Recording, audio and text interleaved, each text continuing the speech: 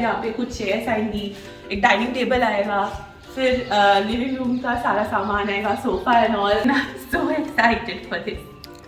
Technical difficulty आई थी, यहाँ कोई नहीं रोया, ऐसा कुछ नहीं हुआ। ये हमारे जो घर की एंट्रेंस है, इस पे हमारा बहुत लंबा डिस्कशन हुआ था, क्योंकि मुझे चाहिए था कि यहाँ पे फ्रेंच डोर हो। फ्रेंच डोर मतलब जो दोनों तरफ से खुलते हैं दरवाजे, लेकिन यहाँ पे वो प्रैक्टिकल नहीं था, क्योंकि ऑफ कोर्स स्पेस ले लेता। तो पहले ही पूरी दीवार बंद कराई थी, फिर हमने यहाँ पे खिड़कियाँ दी ताकि कोई सीढ़ी से चल रहा है तो उसे दरवाजा और दीवार एकदम ब्लॉक ना करे। ये जो स्पेस है, तो जितना छोटा मैंने इमेजिन किया था उतना नहीं है। तो यहाँ पे हम डेकोरेशन के लिए रख सकते हैं, शू रैक रख सकते हैं, जो भी। इस पे डेफिनेटली 3-4 बार काम कराना पड़ा, क्योंकि वो इस तीनों खिड़कियों को बराबर नहीं कर पा रहे थे। और अगर आप नीचे भी खड़े होते हो ना, तो आपको पूरा व्यू जो है वो मिलता है। अब हम चलेंगे विशाल के रूम में। विशाल के रूम की टाइल को लेके हमारा बहुत डिस्कशन हुआ था, और अब इसीलिए मैं देख नहीं रही हूँ, क्योंकि विशाल के रूम की जो टाइल थी वो ग्रीन फाइनल हुई थी। मैं ग्रीन को लेके कॉन्फिडेंट नहीं थी, क्योंकि न्यूजीलैंड में जब ग्रीन दिखता है आपको, कि ब्लैक दिखता है, तो इट मीन्स मोल्ड या काई। तो मैं उस चीज़ को इमेजिन नहीं कर पा रही थी, बट देखते कैसा ही टर्न आउट हुआ है। अभी तो ये एक्चुअली ग्रीन भी नहीं दिख रहा मुझे, मेरे को एक्चुअल कलर नहीं दिख रहा है, क्योंकि सब चीज़ें पड़ी हुई हैं, डस्ट एंड ऑल। पर जहाँ से मैं देख पा रही हूँ उतना बुरा नहीं है, ये अच्छा है एक्चुअली। ये सिटिंग के लिए है, तो इसके नीचे कबर्ड्स आएंगे और पीछे अलमीरा आएगी, तो यहाँ पे बैठ के इस बार आप लैपटॉप वगैरह काम कर सकते हो, have a cup of coffee और समथिंग। नीचे कंस्ट्रक्शन वाले लोग आ गए, जैसे मैंने कहा था कि वो 8 बजे तक आ जाएंगे। तो यहाँ से जो वीडियो है वो मैं कंटिन्यू कर रही हूँ। ये है विशाल का बाथरूम। ये काफ़ी ज़्यादा बड़ा बाथरूम है, और ये जो सिंक है ये तो पहले तो चेंज होगी, क्योंकि कल जो हम सिंक लेके आए हैं वो आएगी यहाँ पे। तो यहाँ पे सामने आएगा मिरर, यहाँ पे आएगा शावर, यहाँ पे आएगी टॉयलेट, और यहाँ पे एक बाथ टब आने वाला है। ये विंडो अभी आपको साइड में दिख रही है, क्योंकि इस पूरे बाथरूम को हमें 2 बाथरूम में डिवाइड करना पड़ा। तो ये बाथरूम विशाल का है, और इसके नेक्स्ट जो है वो दूसरे कमरे से बाथरूम है, वो मैं दिखाती हूँ। वैसे तो सारी चीज़ें वास्तु के हिसाब से की थी, लेकिन उस कमरे का बाथरूम जहाँ पे हमने दिया था वो नॉर्थ कॉर्नर में चला गया था, और नॉर्थ में बाथरूम नहीं दिखते हैं। तो ऑफकोर्स हमें एक अटैच्ड बाथरूम तो देना था, तो फिर हमने इस बाथरूम को कट डाउन कर दिया। हर किसी को होता है कि हमारे घर में एक ऐसी चीज़ हो जिसके लिए आप एक्साइटेड होते हैं। जैसे मैं किचन के लिए एक्साइटेड थी, वॉक इन वार्डरोब के लिए एक्साइटेड थी। विशाल हमेशा से बाथरूम के लिए, बड़े लग्जरी बाथरूम के लिए एक्साइटेड थे। तो मुझे लग रहा था कि ये चीज़ कट डाउन नहीं होनी चाहिए, but it's actually not bad. सुबह सुबह चिड़ियों का शोर ऑलरेडी हो चुका है, और ये व्यू है हमारे बाथरूम से कि बहुत प्रिटी है। यहाँ की जो टाइल है ये नाम भूल गई मैं, इससे पैटर्न को कुछ कहते हैं, सॉरी मोरक्कन पैटर्न कहते हैं। और मैं मोरक्कन पैटर्न के लिए बहुत कॉन्फिडेंट नहीं थी। अगेन जब आप पिक्चर्स में देखते हो तो आपको इतना पता नहीं लगता, तो मुझे लगा कि मोरक्कन एक थोड़ा सा ओल्ड 90s 80s की तरफ लेके जाएगा सारी चीज़ों को, बट एक्चुअली इसका कॉम्बिनेशन जो ये टाइल्स हैं इनके साथ बहुत अच्छा जा रहा है, और जब ये फाइनल फिनिश में आएगा तो ये काफ़ी ज़्यादा अच्छा लगेगा। तो चलिए अब दूसरे कमरे में चलते हैं और वहाँ देखते हैं क्या क्या काम हुआ है। ये है दूसरा कमरा। हीरो डरा दिया तूने, कहाँ से सडनली कहाँ से आ जाता है तू सडनली? अच्छा भी मैं काम कर रही हूँ, रुक जा। हाँ बच्चा, हाँ बाबा। देखिए पूरी लाइफ साइज विंडो जो है वो होगी। यहाँ आएगा बेड, और यहाँ से ये व्यू मिलेगा, और हमारे फार्म के सामने जो पेड़ लगे हैं वो भी काफ़ी लॉन्ग हाइट वाले हैं, तो विद टाइम प्रिवेसी भी आ जाएगी। सुबह सुबह टेक की एनर्जी, इनकी एनर्जी के लिए तो ये सारा काम हुआ है ना हीरो? टेक के लिए तो सारा फार्म बना है। यहाँ पे भी विशाल ने यही काम किया है कि ये कमरे की जो टाइल है इसे बालकनी तक एक्सटेंड किया है, विच इज़ नाइस।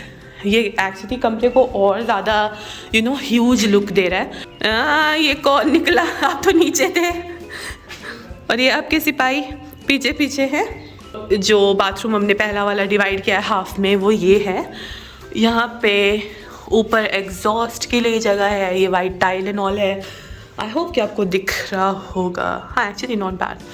तो सामने जो है वो शावर आएगा, और ऊपर जो है वो रेन शावर देंगे, और यहाँ पे ऑफ कोर्स टॉयलेट सीट वगैरह है। तो ये मोस्टली गेस्ट के लिए ही रूम है, तो जस्ट इन केस कि हर किसी को अपनी प्रिवेसी चाहिए होती है, तो ये उनके लिए।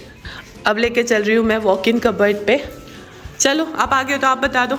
वॉक इन कबर्ड ये इनिशियल डिजाइन तो ये बाथरूम था, वो वॉकिंग वार्डरोब था या फ्रंट में मीनाक्षी दी है, बट वास्तु के हिसाब से क्या है कि नॉर्थ में आप बाथरूम तो डाल सकते हो लेकिन टॉयलेट सीट नहीं दे सकते।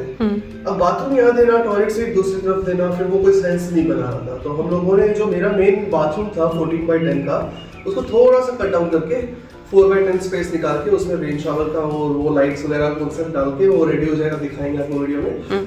तो फिर बाथरूम इस रूम का उसमें एडजस्ट किया एंड फिर इसको हमने पूरे कोई वॉक इन वार्डरोब बना दिया। तो एक पॉज, इसको देखो।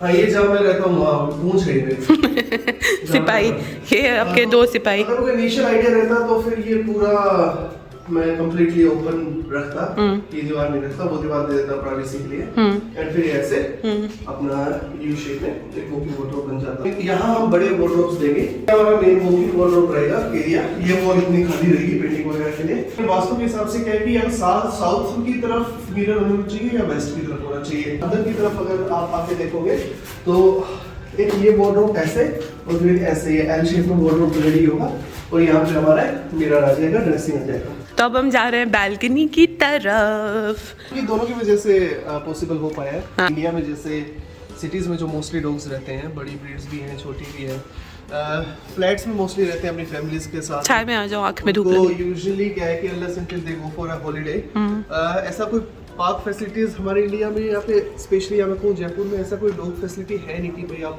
ओपन डॉग पार्क से हमारे लिए जा सकते हो डॉग्स को एक्सरसाइज वगैरह कराने के लिए।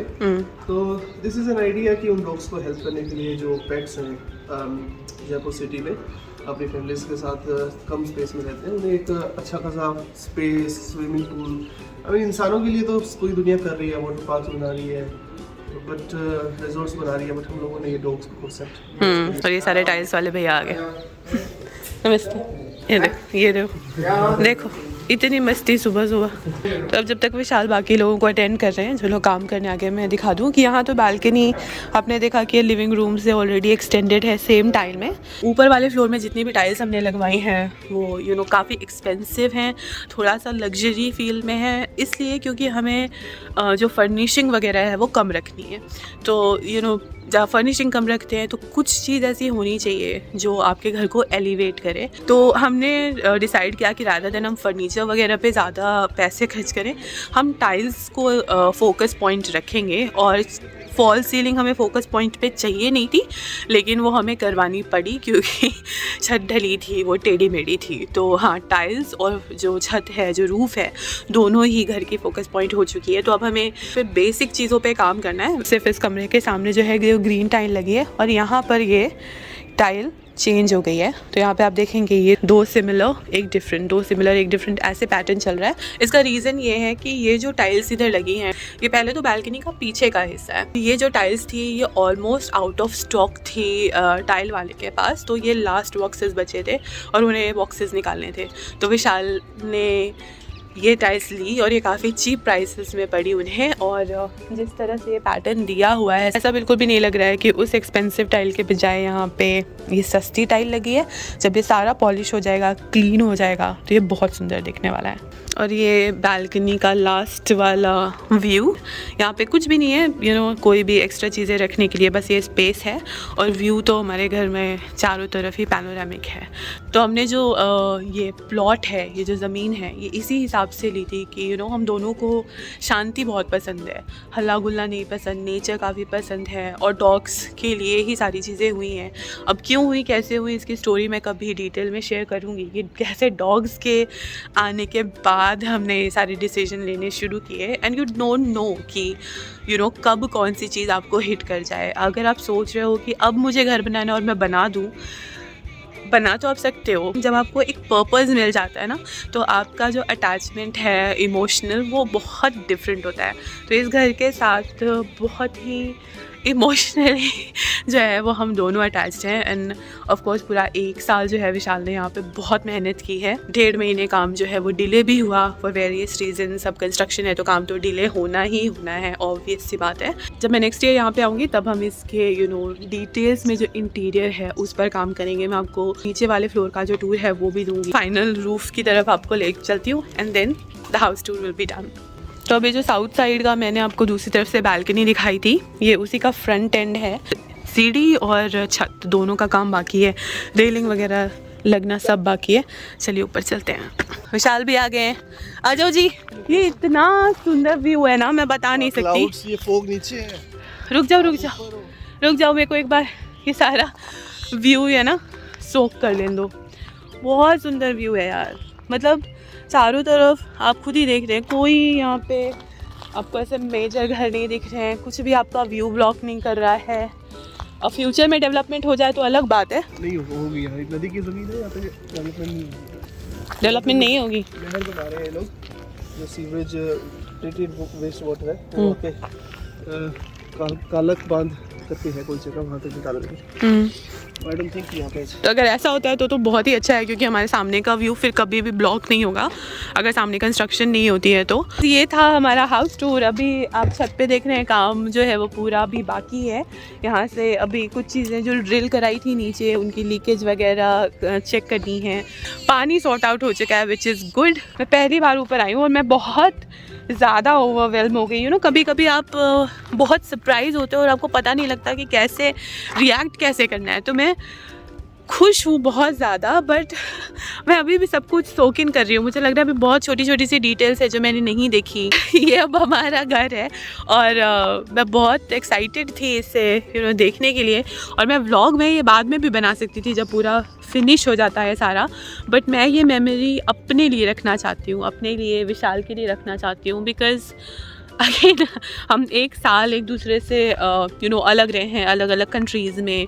And when you are married you go through these phases. बहुत सारी चीज़ें एडिशनल आती हैं आपकी लाइफ में which doesn't make you feel confident all the time. But ये देख के आपको कॉन्फिडेंस नहीं आएगा तो क्या आएगा, है विशाल? अब आप अलग अलग, हम एक दूसरे से अलग रहे 1 साल, ठीक है, तो कई बार नहीं, it was sad.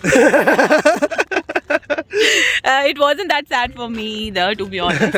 ठीक है, क्योंकि हमें दिख रहा था कि क्या हो रहा है क्या नहीं। बट मैं ये कहना चाह रही हूँ कि जब आप अलग रहते हो तो as a couple you tolerate a lot of stuff, you work on a lot of things. लेकिन एक साथ रह के भी लेकिन अब मेरे को बोलने नहीं देना, छोड़ दो। कुछ लोगों को ना तारीफ लिटरली डिजर्व नहीं होती है।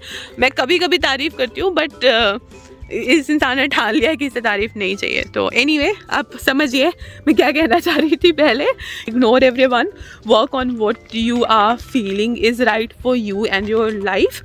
जिस भी टाइमलाइन पे, ज़रूरी नहीं है कि हर किसी को 25 साल के पहले ही घर बनाना है, 30 साल के पहले ही घर बनाना है। आपको जब सही लग रहा है तब बनाओ यार। हमें हमारे लाइफ का मोटिव, हमारे घर का मोटिव तब मिला जब हमारे लाइफ में डॉग्स आए और हमने शुरू किया। 1 साल के अंदर ये घर तैयार है और आपके सामने है। And I am very happy and I am very proud. और अब मैं ये बातें रिपीट किए जा रही हूँ तो मैं ये वीडियो यहीं पे ख़त्म करती हूँ। आई होप कि आपको आज की ये वीडियो अच्छी लगी। आई होप आपको यहाँ का जो घर है, मेरा जो घर है, वो अच्छा लगा। अगर आपने आज की वीडियो एंजॉय की है तो प्लीज़ इस वीडियो को एक लाइक करिए, चैनल को सब्सक्राइब करिए and I will see you next time. Bye.